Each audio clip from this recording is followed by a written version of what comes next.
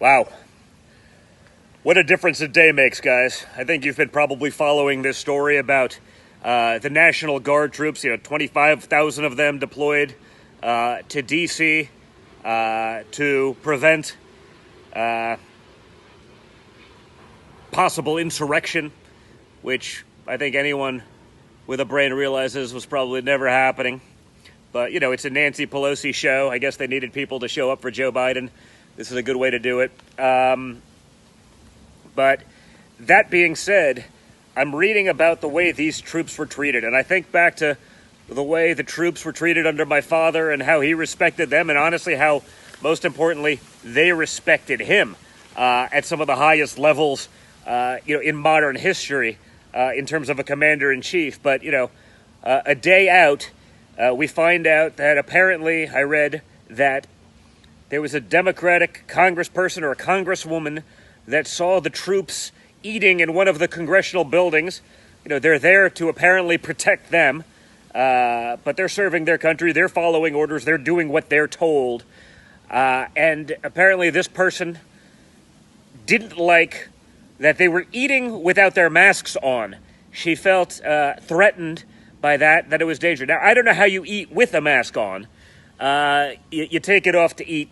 It's not realistic, although we have politicians saying that you should put the mask on between bites. These are the geniuses that are running our country. But I think about the respect for the troops and that they were thrown out of the Senate building and put into a cold garage. A garage. So they're there to protect these people. The people feel threatened that they had to eat without a mask on. Not sure how they do it otherwise. And they stick them in a freezing cold garage. Man, it's going to be a long 4 years, folks. You can see they're already starting to talk about putting more people back in Iraq.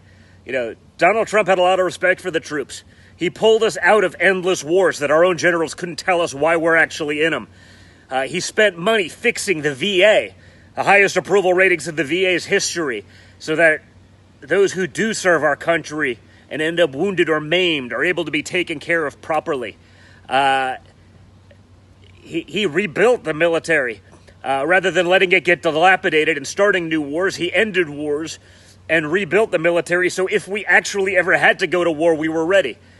When I think about, the way Trump handled things, and then I look at what happened on day one of Joe Biden's administration, I look at Benghazi under Barack Obama, leaving our troops there, our guys there on a rooftop, my friend Mark Geist and others, Tig, all those guys.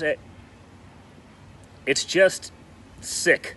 I think of the Obama Starbucks salute where he didn't have the decency or willingness to take the Starbucks out of his hand, saluting the troops getting on Air Force One. I think of how they allowed the Iran surrender. Remember the guys on the boat? We're back to those days, folks. Totally disgraceful, totally despicable. And man, what a difference a day makes. Hopefully this administration can get back to respecting the troops, but I don't think that's something the Democrats are ever going to do. It's not something they've done in the past, and I don't think it's something they're going to do in the future. Like so many other ridiculous decisions they will make, they'll be happy to use them as props, but not do anything to actually respect them or America. It's a sad day, folks. It's a sad day.